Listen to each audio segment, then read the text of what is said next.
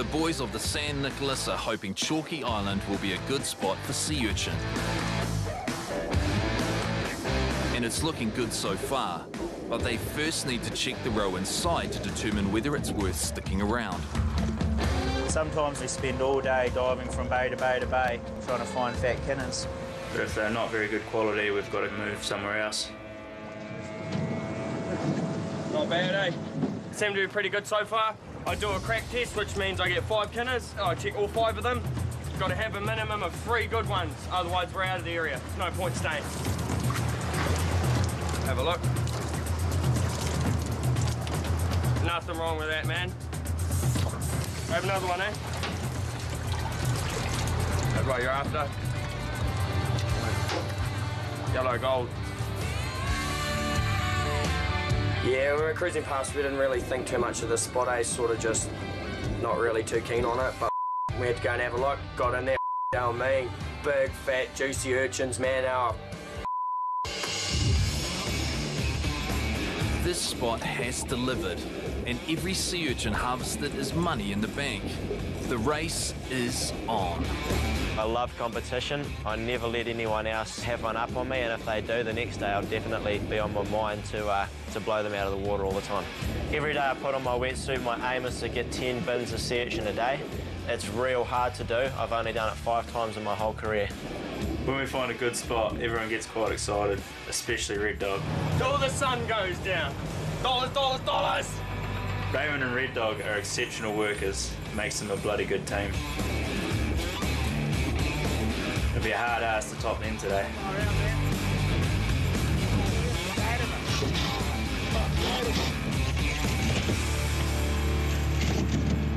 That's an awesome start to the morning here in Chalky. It's just beautiful. He's only 21 years old, but Raymond has spent most of their time in the water. I would have been 5 years old. My mum was right into it, eh? She's just right into her power diving, so I was out with mum every weekend and sort of took it from there. When I was about 8 years old, I got into spearfishing. By the age of about 15, I was spearfishing competitively. I left school when I was 16 to dive commercially. Basically kinner diving all over the country, from the far north, Three Kings, all the way down to the bottom of New Zealand here in Bluff, and that's when I first jumped on this boat, when I was around 17 years old. And the skills Raymond has developed are bringing in the cash, both for his crew and himself. I aim to make at least $1,000 a day and at least 150 grand a year.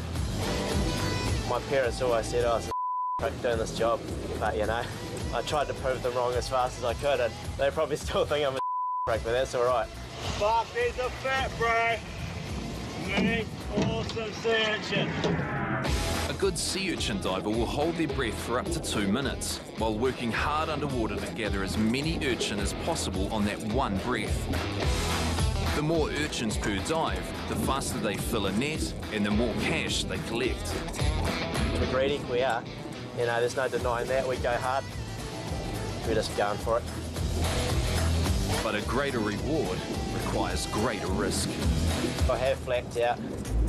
You just stay down there too long, you know, you're feeling real good, you're diving real well, and you know, you just reach that point where you're on the bottom and you look up and you think, that's a long way to go, eh? You start getting the tingles in your fingers and your legs and you think, oh, I'm in the here.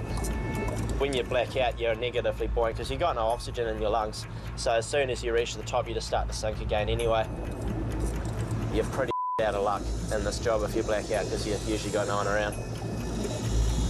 The time I did black out, I did start to sink again. And lucky someone grabbed me.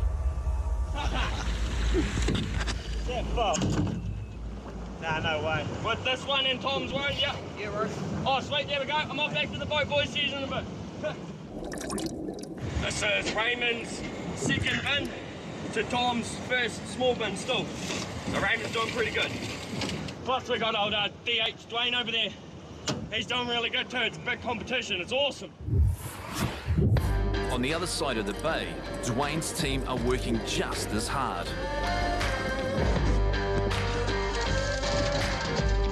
Dwayne has a relentless work ethic. Years of diving and spearfishing experience has seen his passion manifest and give him the opportunity to succeed as a commercial diver. I'm always in competition with Dwayne, yeah. We're definitely very competitive, me and him. Young Raymond, he thinks he's hot, but he's still got a lot to learn. But perhaps the old hand could learn something from the young guns, because no sooner does Team Dwayne arrive back with their first load. Non-stop, non-stop, non-stop, 100 miles an hour. All day. Red Dog returns with his team's second.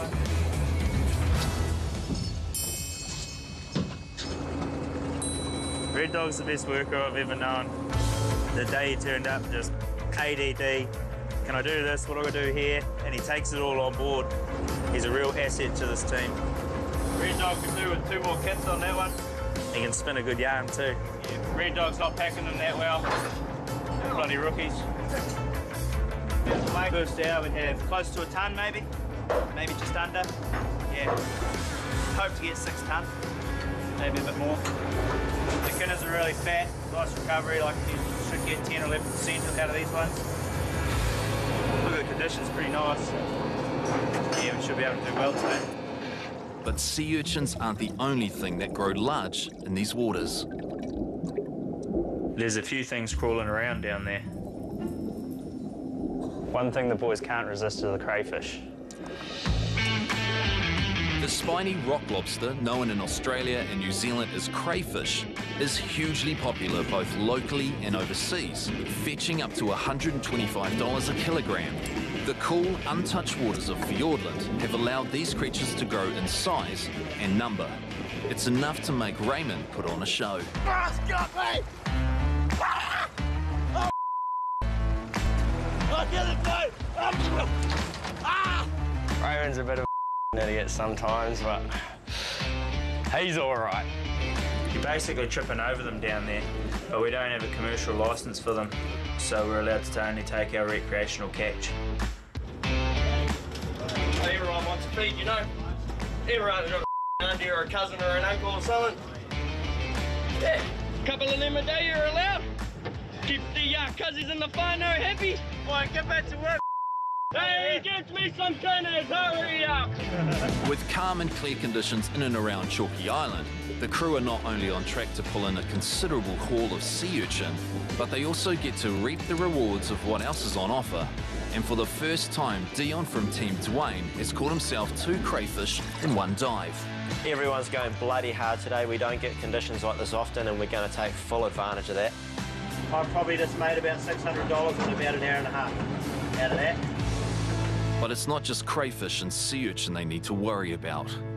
My biggest fear out there would be my diver getting taken away by a great white shark.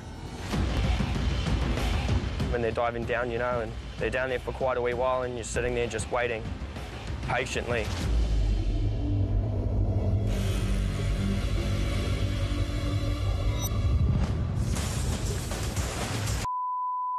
Just got buzzed over by a big 7-giller.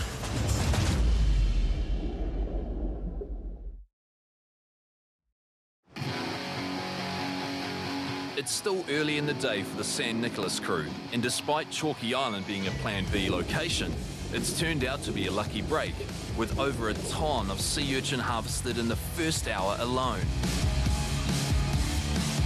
But perhaps there's a reason this spot isn't popular with divers.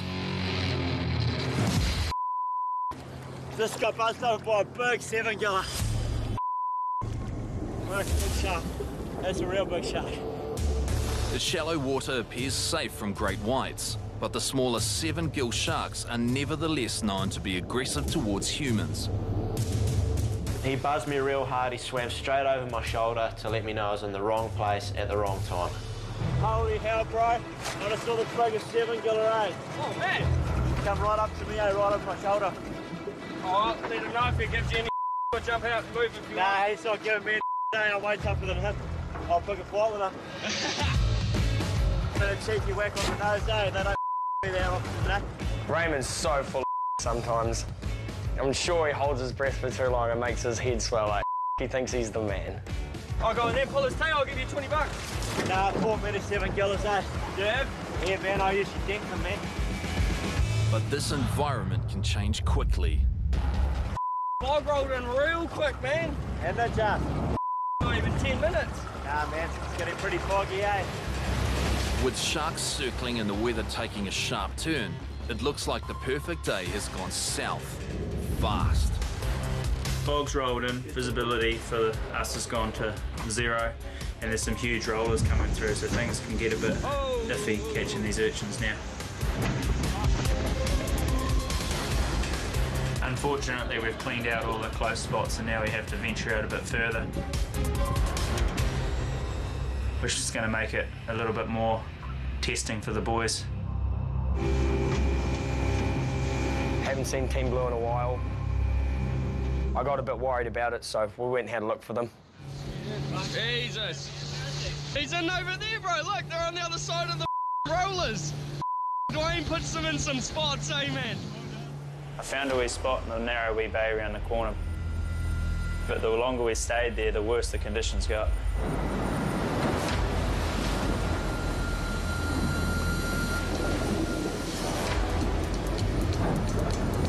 I don't envy Morgan being in that spot. It's hard enough being a dinghy boy without having to deal with those big-ass waves. As Team Raymond get closer to Dwayne and the boys, they too get caught up in the breaking waves.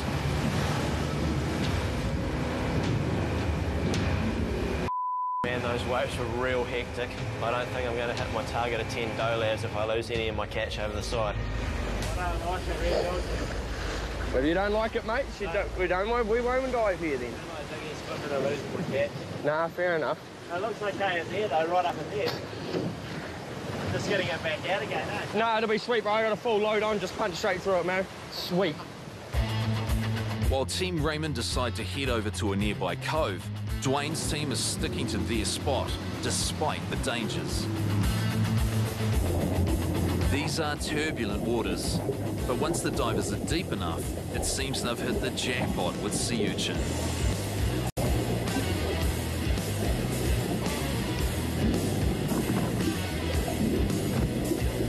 This spot is delivering as they had hoped, and with such a successful haul, Dwayne may be ahead of Raymond. The competition between the teams is fierce, but for Dwayne, the responsibility is twofold: pushing his team to bring in the most sea urchin, and, as skipper of the San Nicolas, making sure his crew make it back in one piece. You know, your crew is your main priority to keep them safe and get home, and you never know what's around the corner. Oh, bro, this looks nice. Yeah, that must be sweet. Morgan can get in and out of that type, mate. I can get out of anywhere. Oh, look at this. Beautiful. She'll be good, mate. She'll be good. Yeah.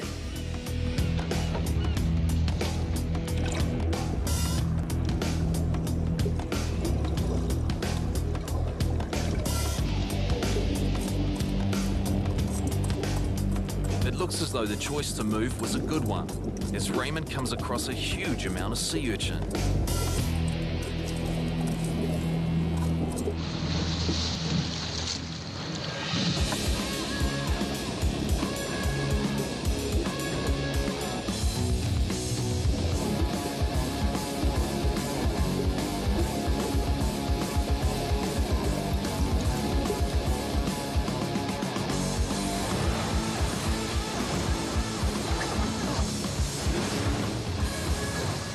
Have you cracked any? No, I haven't, are they good? Oh, I haven't. I got 5 here I'm about to crack. I'll let you know.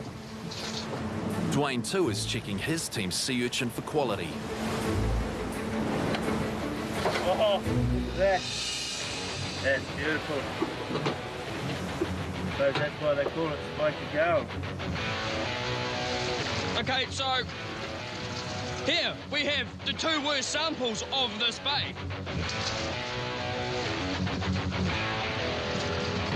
Those are the smallest ones. That's good, eh? Nothing wrong with that. A good 11%.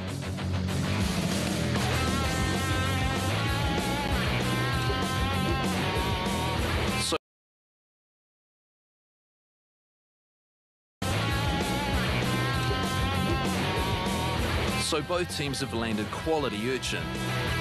But next they must return their catch to the main vessel, and losing any of their catch in the rough conditions will be costly.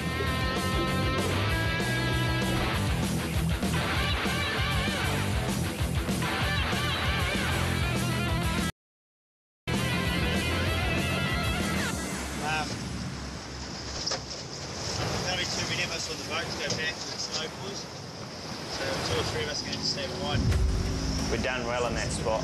We had the dinghy full of and we were heading home. But the dinghy was taking on water, so I was a bit nervous about getting back to St Nicholas.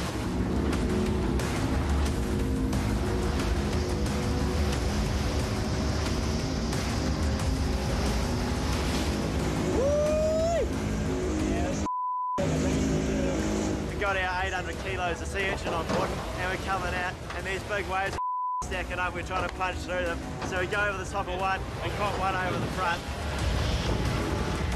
Hammer down, bro, don't stop, just gun it. As soon as you undo it, nose dips in. Yeah. And we're thinking by this stage, oh, we're going to who's going to help us out? We just can't afford to lose anything.